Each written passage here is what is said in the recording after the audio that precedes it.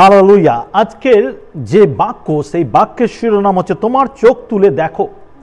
মণ্ডলীতে যখন আপনি গুরুত্বপূর্ণ বা মণ্ডলীতে আপনি যখন একজন সদস্য বা মণ্ডলীর সঙ্গে যখন আপনি যুক্ত, কখনো কি আপনি ঈশ্বরের পরিকল্পনার দিকে তাকিয়েছেন? আপনি কি আপনার চক্ষু ঈশ্বরের দিকে রেখেছেন? আপনি কি চোখ তুলে তাকিয়ে রয়েছেন ঈশ্বরের দিকে, যে ঈশ্বর আপনাকে কি কার্য দিচ্ছে, সেই কার্য করার জন্য কি আপনি প্রস্তুত? কারণ মণ্ডলীর সদস্য বা মেম্বার হওয়া এ নয় যে আপনি মণ্ডলীতে জয়েন্ট হওয়া, প্রার্থনায় লিপ্ত হওয়া আর বাড়িতে চলে যাওয়া, এটা নয়। আপনাকে বুঝতে হবে মণ্ডলীতে আপনাকে থাকতে গেলে আমাদের মনোযোগের জন্য মণ্ডলীর হয়ে যুদ্ধ করা, আমাদের মনোযোগ যেন মণ্ডলীর প্রতি থাকে, আর মণ্ডলীর হয়ে যুদ্ধ করার জন্য ঈশ্বর আমাদেরকে তার রাজ্যের জন্য আহ্বান করছে। যুদ্ধ মানে কি? আমরা কি মারামারি করব? না, ঈশ্বরের রাজ্যের সুসমাচারকে বহন করা। সৈনিক হিসাবে আমরা প্রত্যেকে যে সৈনিক, এই জগতের বিরুদ্ধে লড়ছি, শয়তানের বিরুদ্ধে লড়ছি, মানুষকে অন্ধকার থেকে বের করে নিয়ে আসার জন্য যে ঈশ্বরের সৈনিকের যে আহ্বান, সেই আহ্বানকে গড়ে তোলা বা সেই আহ্বানকে রিসিভ করে এগিয়ে যাওয়া।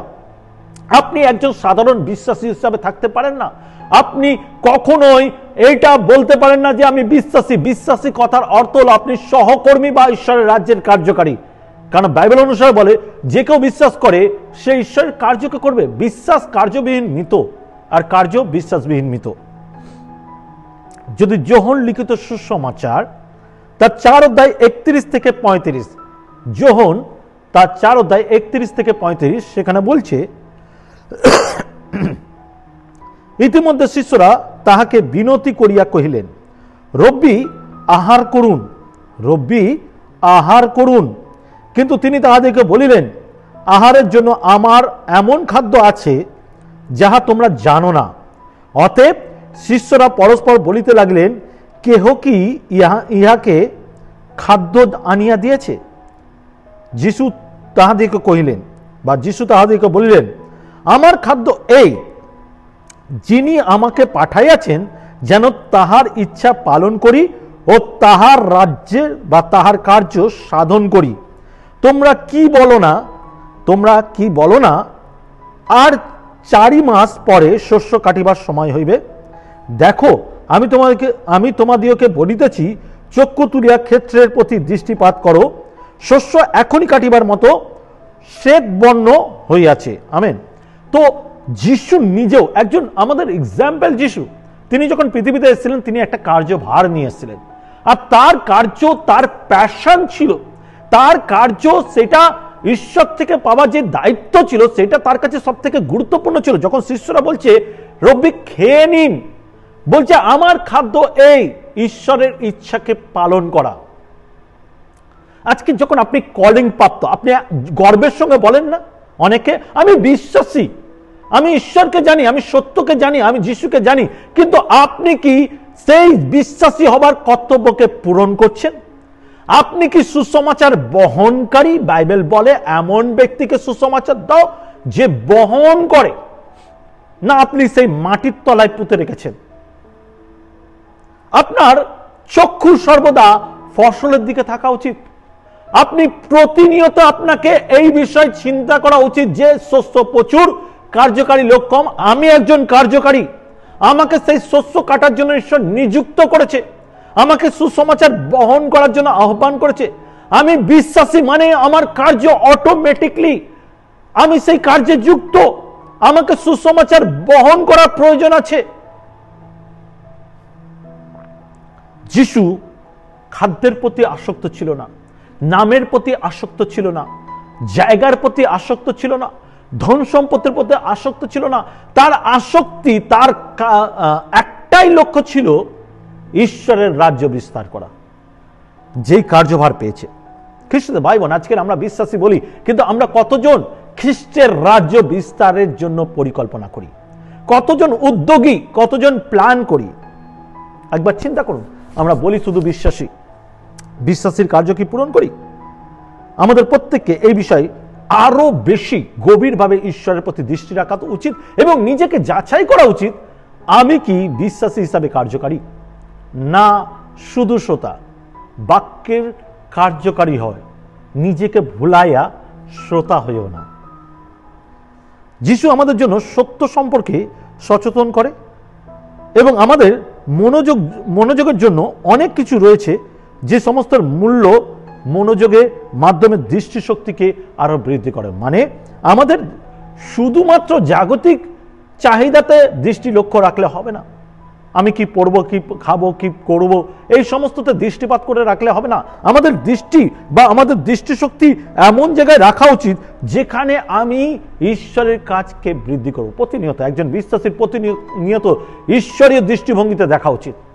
সারা জগৎকে আপনি আপনার মতো না দেখে ঈশ্বরীয় দৃষ্টিভঙ্গিতে দেখা শুরু করুন, কারণ আপনার অনেক কিছু করার আছে। আধ্যাত্মিক চক্ষুদ্বার খুলে দেখবেন, আধ্যাত্মিক চক্ষুদ্বার খুলে দেখুন। যদি এফেসীয় তার 1 অধ্যায় 8 থেকে 9 পদ, এফেসীয় 1 অধ্যায় 8 থেকে 9, এফেসীয় 1 অধ্যায় 8 থেকে 9, সেখানে বলছে, যাহা তিনি সমস্ত জ্ঞানে বুদ্ধিতে আমাদের প্রতি উপচেয়া পড়িতে দিয়াছে। আবার পড়ছি, যাহা তিনি সমস্ত জ্ঞানে ও বুদ্ধিতে আমাদের প্রতি উপচেয়া পড়িতে দিয়াছে, ফলত তিনি আমাদেরকে আপন ইচ্ছা নিগুড় তত্ত্ব জ্ঞাত করিয়াছে। ফলত তিনি আমাদেরকে আপন ইচ্ছার নিগুড় তত্ত্ব জ্ঞাত করিয়াছে। ঈশ্বরের ইচ্ছা কি তিনি আমাদেরকে জানিয়েছে। আমরা কেউ বলতে পারি না আমরা জানি না তো ঈশ্বরের ইচ্ছা কি। আপনি যদি ঈশ্বরকে জানেন, পরিত্রাণ প্রাপ্ত, পাপ থেকে মুক্তি হয়েছেন, আপনি পবিত্রাত্মা প্রাপ্ত, সেই পবিত্রাত্মা আপনাকে কন্টিনিউ বলে, আপনাকে গাইড করে, আপনাকে লিড করে। আপনি শোনেন না, আপনি বোঝার চেষ্টা করেন না, আপনি বোঝান যে আমি বুঝতে পারছি না, রিয়েলিটি তা নয়। আপনি সবকিছু বোঝেন, কিন্তু আপনি জগতের প্রতি বেশি আসক্ত। কিন্তু এখানে বলছে বাইবেল, যাহা তিনি সমস্ত জ্ঞানের ও বুদ্ধিতে আমাদের প্রতি উপচেয়া পড়িতে দিয়াছেন। ঈশ্বরকে যখনই অ্যাকসেপ্ট করছি না, ঈশ্বর আমাদেরকে জ্ঞান, বুদ্ধি, সমস্ত কিছু উপচেয়া দিয়েছে। সমস্ত জ্ঞান, সমস্ত ট্যালেন্ট, সমস্ত ক্ষমতা ঈশ্বর দিয়েছে।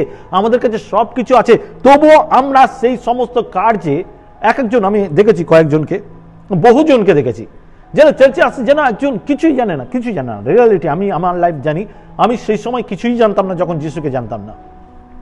যখন যিশুকে জেনেছি, ঈশ্বর যেন রোজ আমাকে সাজিয়েছে। এবং অনেক বিশ্বাসের জীবন, আমাদের আগেকার জীবন আর এখনকার জীবন আকাশ পাতাল তফাৎ। এখন যে জ্ঞানে কথা বলি, এখন যেভাবে চলি, এখন যেভাবে বুঝি, সেটা আগের মতো নয়। আগে আমরা অনেক বেশি দুর্বল ছিলাম, অবহেলিত ছিলাম, বুঝতাম না। কিন্তু আজ তা নয়, আজকে সবকিছু বুঝি, কারণ ঈশ্বর রেগুলার আমাদের সাজিয়েছে। এই সাজানো, এই ট্যালেন্ট আমি যদি পাপের কাজে ব্যবহার করি, কিন্তু পেয়েছি ঈশ্বরের থেকে, ঈশ্বরের থেকে পেয়েছি, কাজ ব্যবহার করছি পাপে, সেটা কি ঠিক? আমি কার তালন্তকে আমি পাপে ব্যবহার করছি? আমি ঈশ্বরের তালন্তকে পাপে ব্যবহার করছি। কিন্তু ঈশ্বর যে তালন্ত দিয়েছে তার রাজ্য বিস্তার করার জন্য, তা কি করি? আজকে একবার চিন্তা করুন, আপনি কোন উদ্দেশ্যে পরিত্রাণ প্রাপ্ত? আপনি কি মণ্ডলীর জন্য ক্ষুধার্ত বা মণ্ডলীর জন্য চিন্তিত? আপনি তো অনেক বিষয়ে চিন্তিত আছেন, মণ্ডলীর জন্য কত চিন্তিত? আমেন। বিনামূল্যের ভোজন, বিনামূল্যের ভোজন। যোহন 6 অধ্যায় 26 থেকে 27, যোহন 6 অধ্যায় 26 থেকে 27, সেখানে বলছে, যিশু তাহাদিকে উত্তর করিয়া কহিলেন, সত্য সত্য আমি তোমাদেরকে বলিতেছি, তোমরা চিহ্ন কার্য দেখিয়াছ বলিয়া আমার অন্বেষণ করিতেছ, তাহা নয়, কিন্তু সেই রুটি খাইয়াছিলে ও তৃপ্ত হইয়াছিলে বলিয়া নশ্বর ভোগকে নিমিত্ত শ্রম করিও না, কিন্তু সেই ভোগের জন্য শ্রম করো যা অনন্ত জীবন পর্যন্ত থাকে, যা মনুষ্যপুত্র তোমাদেরকে দেবেন, কারণ পিতা ঈশ্বর তাহাকেই মুদ্রাঙ্কিত করিয়াছেন। আমেন। আমরা খুব বেশি ব্যস্ত হয়ে যাই সেই সমস্ত নিয়ে যেইগুলো আমাদের চিরস্থায়ী নয়। আমরা মিরাকেল দেখতে ভালোবাসি। দেখবেন যেই চার্চে যেখানে মিরাকেল, সেখানে লোক যাচ্ছে এবং জানার দরকার নেই। আজকের বহু বাবার খোঁজ করছে লোকেরা, আজকে চার্চের খোঁজ করছে না, সত্য ঈশ্বরকে খোঁজ করছে না। আর এমন যে নানা রকম ভাওতাবাজি দেখাবে, তাদের পিছনে লোক দৌড়ায়। ঈশ্বরের বাক্যের প্রতি দৃষ্টিপাত করে না। আপনি জানেন না কোনো মানুষের পাওয়ার নেই। যদি কেউ করতে পারে মিরাকেল, সেটা খ্রিস্ট, কারণ খ্রিস্ট আমাদের পাপের মূল্য চুকিয়েছে। খ্রিস্টর মাধ্যমেই আমরা সে সমস্ত করার অধিকার পাই। আমরা আপনার জন্য প্রার্থনা করতে পারি, আমরা আপনাকে বাক্য দ্বারা গাইড করতে পারি, সত্যের বাক্যকে শেখাতে পারি। আপনি সত্যের বাক্য শেখার মাধ্যমে বিশ্বাসের দরুন আপনি উদ্ধার পান। এই মিরাকেল কারোর ক্ষমতা নেই, কারোর হাতে নেই, কারোর কাছে নেই, এটা আপনার বিশ্বাস দ্বারা হয়। আর আপনারা বা এখন মানুষেরা মিরাকেল খোঁজে। আমি ওই চার্চে যাবো কারণ ওখানে অনেক মিরাকেল হয়, আমি এই চার্চে যাবো কারণ এই চার্চে অনেক মিরাকেল হয়। আমার কাছে প্রশ্ন, আপনার চার্চে বা আপনি কি যেই চার্চে যাচ্ছেন সেই চার্চে বাক্যকে খোঁজেন? কারণ বাক্য যদি আপনি জানেন, বাক্যের পাওয়ার যদি আপনি জানেন, তাহলে কিন্তু আপনি পাওয়ারফুল ভাবে জীবনযাপন করবেন। কারণ আপনি শয়তানের সঙ্গে যুদ্ধ লড়ার ক্ষমতা আছে। এখানে এই কথাই বলছে, যিশু তাহাদেরকে উত্তর করিয়া কহিতেছেন, সত্য সত্য আমি তোমাদেরকে বলিতেছি, তোমরা চিহ্ন কার্য দেখিয়াছ বলিয়া আমার অন্বেষণ করিতেছ, তাহা কিন্তু নয়। যারা প্রকৃত বিশ্বাসী তারা চিহ্ন কার্য দেখে দৌড়ায় না, কারণ তারা চিহ্ন কার্যতে বিশ্বাস করে না, তারা বিশ্বাস করে অনন্ত জীবনে। কিন্তু সেই রুটি খাইয়াছিলে ও তৃপ্ত হইয়াছিল বলিয়া নশ্বর ভোগ্যের নিমিত্ত শ্রম করি না আমরা, যে ভোগ্য শেষ হয়ে যাবে, কিন্তু সেই ভোগ্যের জন্য শ্রম করো যা অনন্ত জীবন পর্যন্ত থাকবে, সেটা ঈশ্বরীয় বাক্য। মনুষ্য কেবল রুটিতে বাঁচে না, কিন্তু ঈশ্বরের বাক্যে বাঁচে। মনে রাখবেন ঈশ্বরের বাক্যটা। মনুষ্য কেবল রুটিতে বাঁচে না, কিন্তু ঈশ্বরের মুখ হতে নির্গত প্রত্যেকটি বাক্যে বাঁচে। আজকের আমরা যারা দৌড়াচ্ছি এবং যাদেরকে দৌড়াতে দেখছি, আমরা তাদেরকে বাক্য শেখাই না। অনেকে আছে যারা বলে চার্চে চলো, তোমার জীবনে মিরাকেল হবে। 100% মিরাকেল হবে। চার্চে আসো, আপনার জীবনে মিরাকেল হবে, কিন্তু ঈশ্বরের বাক্য শোনার মাধ্যমে, বিশ্বাসের মাধ্যমে, সেই বাক্যকে ফলো করার মাধ্যমে, সেই বাক্য চলার মাধ্যমে আপনার জীবনে মিরাকেল হবে। সত্যকে জানো, সত্য তোমাকে স্বাধীনতা দেবে। আজকে সত্যকে জানার ইচ্ছা মানুষের নেই, মানুষ ব্যস্ত, মানুষ চাই চুটকিতে সবকিছু হয়ে যাক। আমি চার্চে যাব, আমি খুব ব্যস্ত, আমি চার্চে যাব, চার্চে যাব, আমার জন্য পাস্টাররা প্রার্থনা করবে আর আমি সুস্থ হয়ে যাবো, বাড়ি চলে যাবো, আর আমার চার্চের সঙ্গে কোনো পরিচয় নেই। আপনি জানেন না, আপনি জানেন না সত্য ঈশ্বরকে। আপনাকে জানা উচিত সত্য ঈশ্বরকে।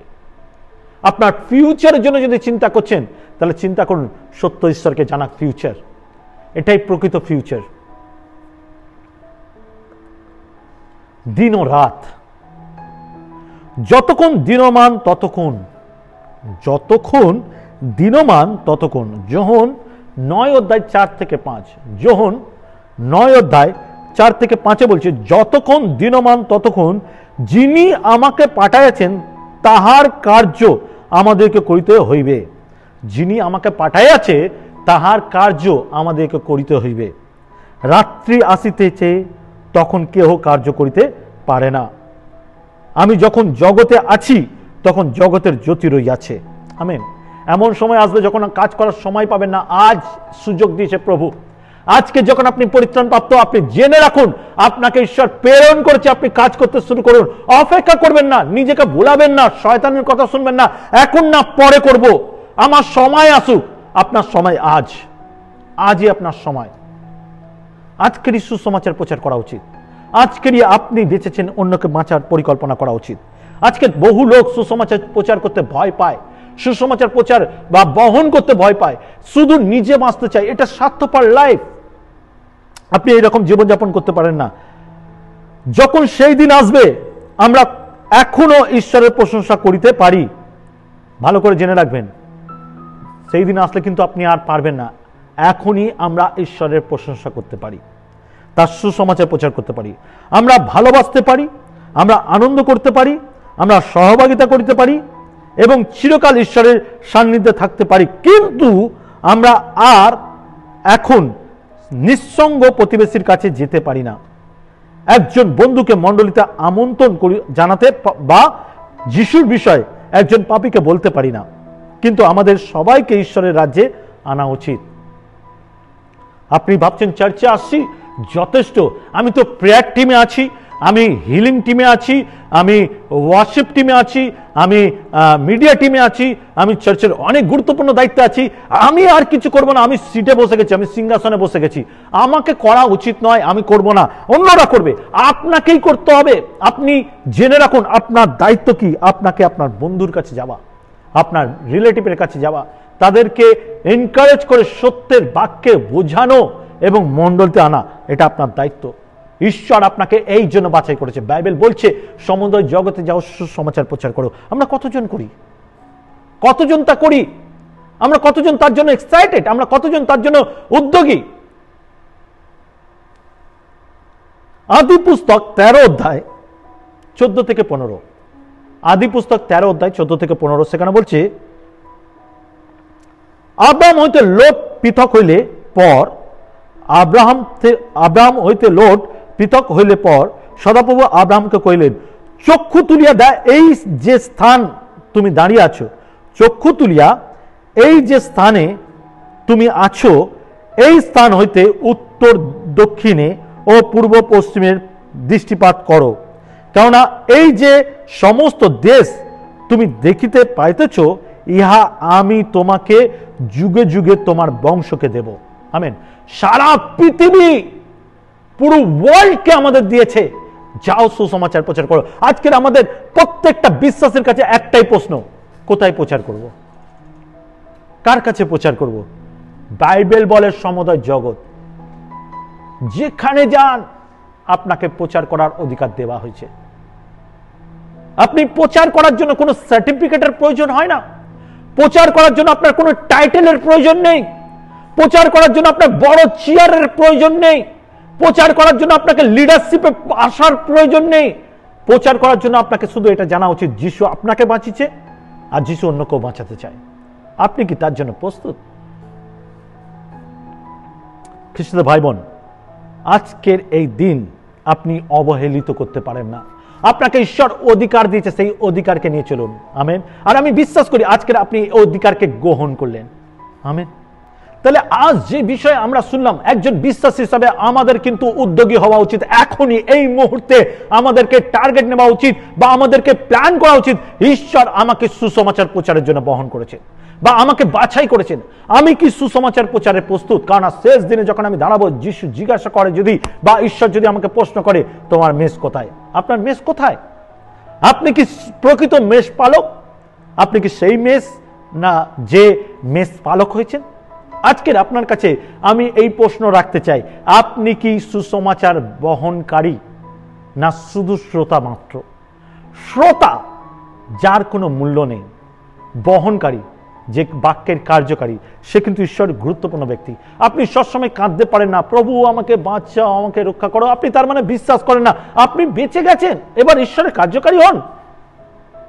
তাই আজ আপনি সিদ্ধান্ত নিন, আজই বেরিয়ে আপনি যখন বেরোচ্ছেন তখন এই সিদ্ধান্ত নিন, এই সপ্তাহে আমি কাউকে না কাউকে, নতুন কাউকে সুসমাচার দেব আর মণ্ডলীতে নিয়ে আসবো। প্রভু আমাকে বাছাই করেছে, আমাকে ক্ষমতা দিয়েছে, আমাকে ট্যালেন্ট দিয়েছে, আমাকে পবিত্র আত্মা দিয়েছে, তাই আমি যাব এবং সুসমাচার প্রচার করবো আর কাউকে না কাউকে নিয়ে আসবো। আমেন। আপনি প্রস্তুত? আপনি রেডি? কারণ আপনাকে প্রভু অধিকার দিয়েছে। আপনি উপরের দিকে তাকান, তোমার চক্ষু তুলে দেখো, শস্য পেকে গেছে, শস্য প্রস্তুত, আপনি কাটতে যাচ্ছেন। সেই জগতের লোকেদের কাছে যারা এখনো যিশুকে জানে না, যারা এখনো সত্যকে জানে না। আমেন। আসি আমি আপনার জন্য প্রার্থনা করি। যারা যারা মনে মনে সিদ্ধান্ত নিচ্ছেন, না আমি আজকের থেকে সিদ্ধান্ত নিচ্ছি, আমি করব, আমি তাদের জন্য প্রার্থনা করতে চাই। পবিত্র পিতা, আমি প্রার্থনা করি যতজন আজকের এই বাক্য শুনলো, প্রভু আমি প্রার্থনা করি শুধু বিশ্বাসী হিসাবে নয়, আমরা যেন সত্যিকারের কার্যকারী হতে পারি। এবং যতজন সিদ্ধান্ত নিল, সেই শক্তি, সেই ক্ষমতা তুমি দাও, তোমার অ্যাঞ্জেল দ্বারা ঘিরে রাখো, তুমি তোমার পবিত্র আত্মা দ্বারা তাদেরকে লিড করো, যেন সঠিক জায়গায় যেতে পারে। এবং আমাদের 21 দিনের যে প্রার্থনা শুরু হয়েছে প্রভু, সেই প্রার্থনায় আমরা একই প্রার্থনা করছি প্রভু, সমুদয় জগতে যেন আমরা সুসমাচার প্রচার করতে পারি, অনেকের কাছে যেন বার্তা পৌঁছাতে পারি প্রভু। এই 21 দিন প্রার্থনা প্রভু তুমি আমাদের সেই মতো লিড করো প্রভু, তুমি দয়া করো, আমাদের সঙ্গে থেকে পরিচর্যা করো।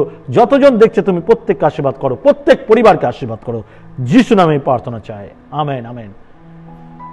সাথে মনে করিয়ে দিতে চাই প্রত্যেক বিশ্বাসী ভাই বোনকে, আমাদের 21 দিনের প্রার্থনা শুরু হচ্ছে, ফাস্টিং প্রেয়ার। আমরা প্রত্যেক দিন প্রার্থনা করছি। আজকে আজ আপনি যখন দেখছেন এটা রবিবার অলরেডি অনেক দিন হয়ে গেছে।